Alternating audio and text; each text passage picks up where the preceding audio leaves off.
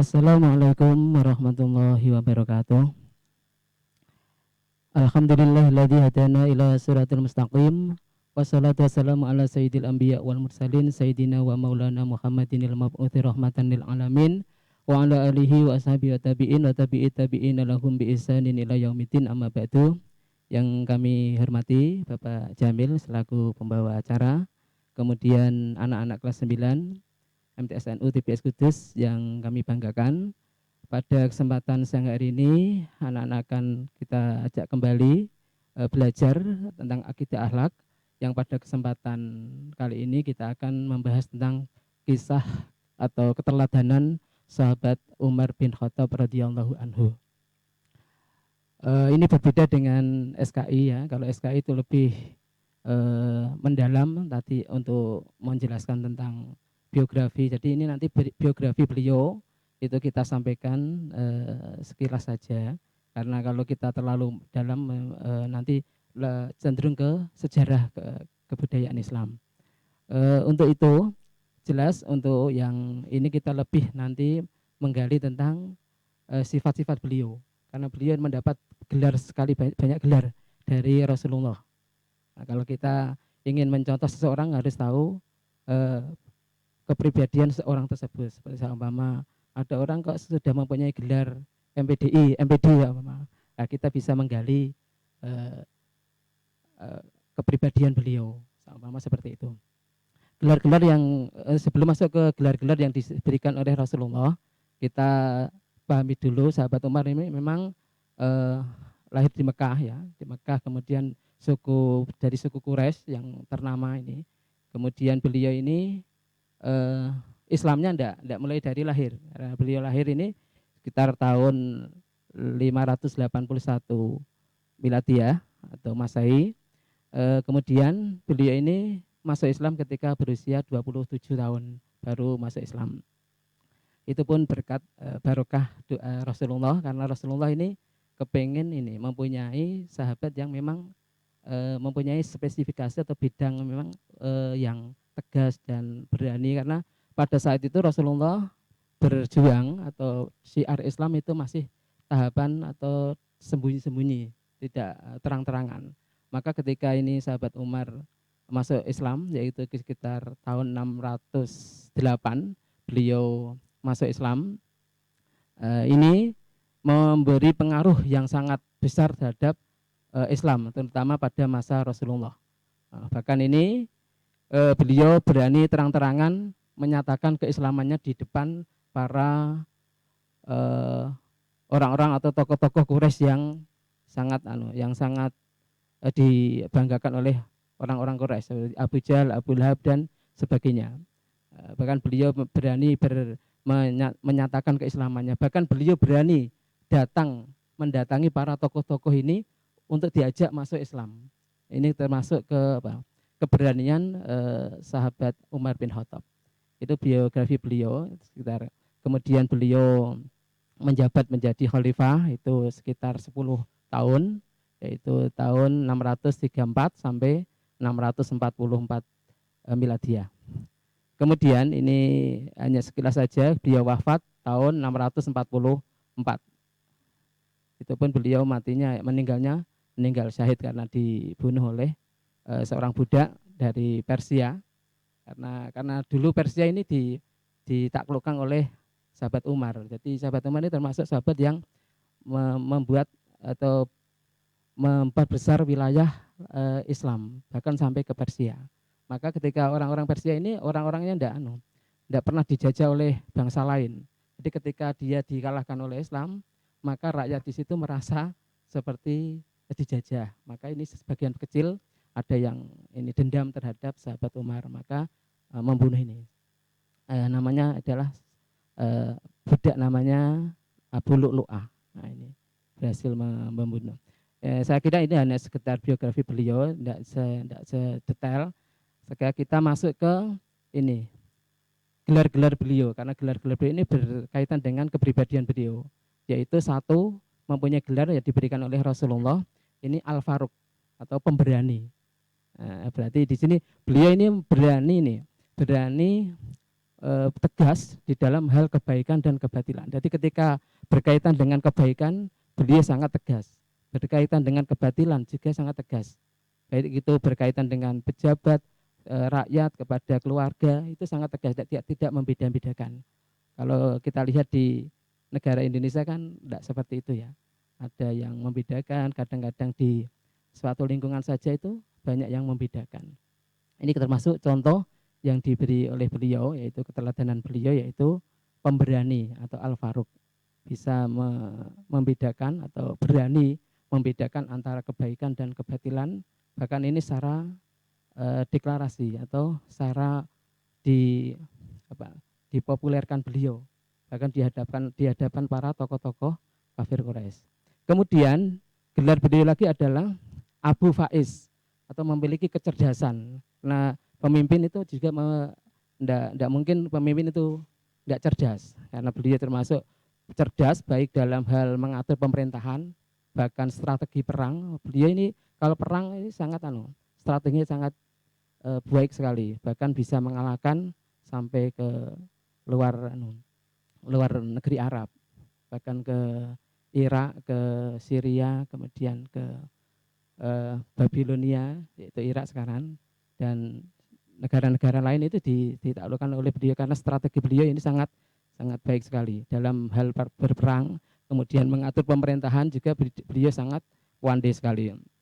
Nah, kemudian beliau juga dijuluki Abu Hafaz, tegas dalam pendirian.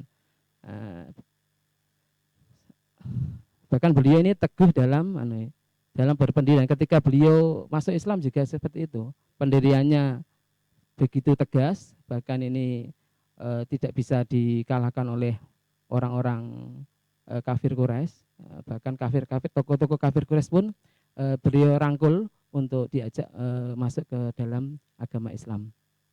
Kemudian ini perlu kita beri contoh juga tentang ketegasan, keberanian sahabat Umar. Jadi ketika beliau ini dulu, karena Nabi Muhammad itu kan dakwahnya di Mekah itu secara sembunyi-sembunyi.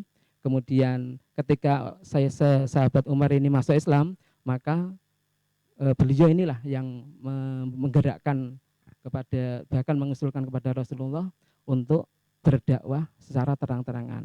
Karena prinsip beliau begini, kalau benar mengapa harus disembunyikan? Maka ketika itu beliau mengajak Rasulullah terang-terangan, bahkan beliau ini sholat itu di Ka'bah. Bahkan dulu kan Rasulullah sholat kan di rumah, bahkan di rumah-rumah para sahabat. Ini beliau berani sholat di depan Ka'bah, dilihat oleh para tokoh-tokoh kafir Quraisy. Ketika beliau memulai sholat ini, maka banyak sahabat-sahabat yang berani mengikuti. Cuman karena beliau ini termasuk orang yang kuat, karena sahabat itu kan banyak berbeda-beda. Ada yang dari kaum itu Buddha dan sebagainya, maka yang dari kaum ini yang cukup lemah, enggak ada yang kadang-kadang lebih takut, kadang-kadang tidak dan sebagainya. Kemudian ketika hijrah ke Madinah, ini beliau juga terang-terangan. Kalau yang lainnya kan itu diam-diam. Bahkan Rasulullah itu ketika hijrah pun diam-diam. Bahkan ini dikejar-kejar oleh orang-orang kafir. Kalau Sayyidina Umar, ini beliau langsung naik ke sebuah gunung. Bahkan gunung atau lembah lembah. Kemudian di bawahnya itu banyak sekali tokoh-tokoh kafir. Bahkan beliau berani mengangkat pedang dan mengangkat busur.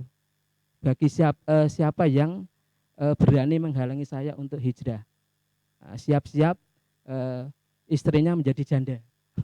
Ancamannya gitu. Bahkan anak-anaknya menjadi yatim. Diancam seperti itu. Itu bentuk keberanian sahabat Umar. Ketika beliau seperti itu, maka orang-orang kafir Quraisy atau tokoh-tokohnya ini enggak berani menghalang-halangi beliau pergi ke derek hijrah atau mengikuti hijrah ke Madinah bersama Rasulullah. Nah, ini termasuk keistimewaan atau keberanian sahabat Umar.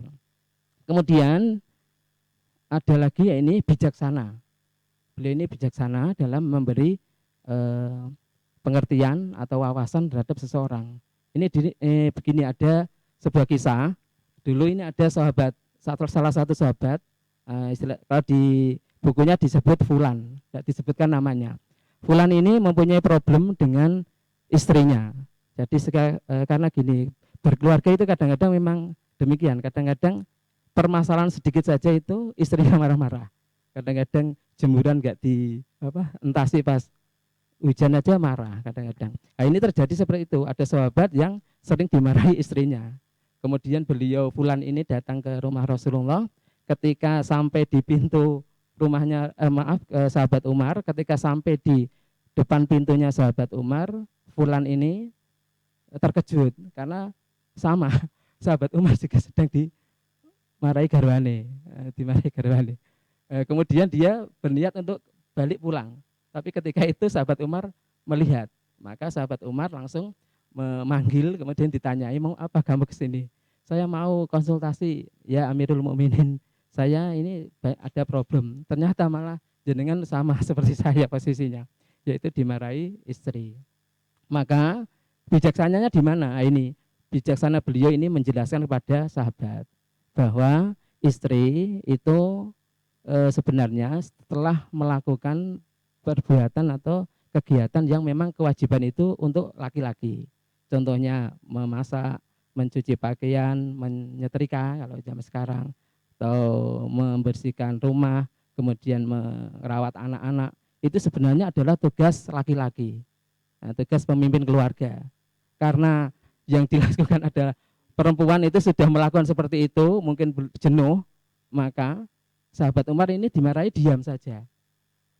Yang kamu lakukan ya nanti seperti itu, kamu dimarahi istrimu tetap diam. Karena diamnya ini adalah marahnya paling-paling hanya sebentar, hanya beberapa menit. Itu pun menjadi barokah buat kamu karena kamu mendapat pahala karena sabar. Kalau belum pernah mencari. Ini kebijaksanaannya Sayyidina Umar seperti itu. Walaupun marah tetap didengar karena ini kalau sabar itu termasuk pahala. Daripada enggak marah, minta yang aneh-aneh malah kamu repot. Karena mungkin istri kadang-kadang itu jenuh memang. Seperti mungkin saya tidak menampilkan pribadi saya. Ini kan memang kadang-kadang butuh diajak, Pak. Diajak ke mungkin waktu libur ke pantai, ke rekreasi dan sebagainya.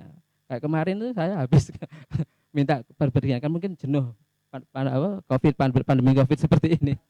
Makanya ini kalau kita mengalami seperti itu, maka alangkah baiknya kita tetap sabar, kita tetap menerima. Dengan keberadaan seorang istri tadi, itu tetap kita terhindar dari maksiat, kemudian kewajiban-kewajiban yang seharusnya kita lakukan, itu dilakukan oleh seorang istri. Nah, ini beberapa sikap atau perilaku beliau. Yang terakhir ini Pak, tambah satu, ini sederhana. Beliau ini sederhana. Bahkan ini beliau kan pada masa pemerintahan beliau menjadi khalifah itu kan digaji oleh pemerintah atau digaji oleh sistem kekhalifahan itu ada sistem gaji. Tapi beliau ini tidak pernah mengambil gajinya kecuali ketika istrinya minta. Jadi ketika istrinya butuh 500.000 baru gajinya diambil. Jadi enggak diambil semuanya. Bahkan ketika perang mendapat ghanimah atau harta rampasan, maka beliau ini tidak mau menerima harta rampasan tersebut. Bahkan harta rampasan itu kadang-kadang berupa tanah, berupa perkebunan, beliau malah berupa hewan-hewan ternak. Tapi beliau ini tetap menganjurkan jatahnya itu untuk diberikan fakir miskin. Sama menjadi ladang kurma. Nah, kurma itu hasilnya diperuntukkan untuk fakir miskin. Jadi beliau tidak mau menerima itu. Jadi beliau mau menerima tapi dikelola kemudian digunakan untuk fakir miskin. Itu termasuk kesederhanaan beliau. Bahkan beliau ini tidak pernah mempunyai pakaian-pakaian yang mewah, yang gemerlapan, kemudian rumah yang mewah. Ini beliau enggak mau karena beliau tetap mencontoh Rasulullah. Bahkan Rasulullah ini pakaiannya hanya 2 helai kalau diceritakan di kisah-kisah yang masyhur itu. Kemudian tempat tinggal beliau, kasur beliau itu malah dari pelapah pelapah kurma. Ini termasuk kesederhanaan beliau. Kemudian terakhir ini tambahan sedikit, dekat dengan rakyat. Ini penting karena ini bisa kita contoh kalau kita sama menjadi pemimpin, minimal pemimpin keluarga. Ini kita bisa dekat dengan keluarga, dengan rakyat. Ini beliau sering istilahnya kalau bahasa sekarang belusuan. Nah, beliau ketika malam hari, ketika orang-orang pada tidur, pejabat-pejabat yang lain tidur, beliau jalan-jalan melihat kondisi rakyatnya. Ketika melewati sebuah rumah, mendengar tangisan seorang anak, kemudian beliau dilihat dari jendela. Ternyata anak itu kelaparan. Dan dia melihat ibunya sedang memasak. Ketika anak itu tanya, apakah sudah matang, Bu? Nah, tidur dulu. Nah, anaknya suruh tidur dulu. Kemudian bangun lagi, nangis lagi, tanya ibunya belum matang. Ternyata ini sahabat Umar ini curiga loh. Memasak dari tadi kok nggak matang-matang. Ternyata yang dimasak adalah batu. Maka sampai besok pun tidak akan matang karena yang dimasak batu. Ketika Rasulullah mendengar seperti itu dan perempuan yang tadi masak itu sambil ngremengir sahabat Umar. Ini kepenak nak sing dadi khalifah, uripe kepenak. Mangan gak kekurangan. Nanti sampai Khalifah Umar bin Khattab menangis karena mendengar rintihan seorang ibu yang seperti itu. Maka sahabat Umar langsung pulang, langsung ke gudang, kemudian mengambil bahan makanan pokok, bahkan beliau bawa sendiri tanpa menggunakan ajudan, tanpa kendaraan. Beliau pikul sendiri ke rumah orang tadi, ibu-ibu tadi yang sedang memasak.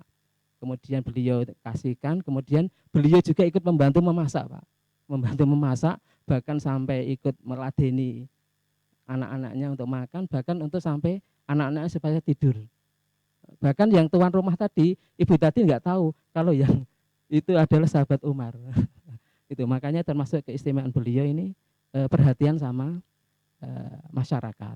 Maka dari itu beberapa kepribadian beliau yang setelah saya sampaikan ini bisa kita terapkan walaupun antara sahabat itu beda.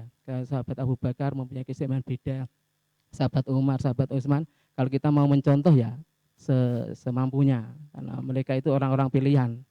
Kalau kita mau menjadi pemimpin kepengen seperti sahabat Umar ya mungkin sedikit demi sedikit, tidak bisa total. Saya kira itu saya kembalikan kepada Bapak Jamil. Monggo, Pak. Terima kasih kepada Bapak Ahmad Al-Faroh. Banyak sekali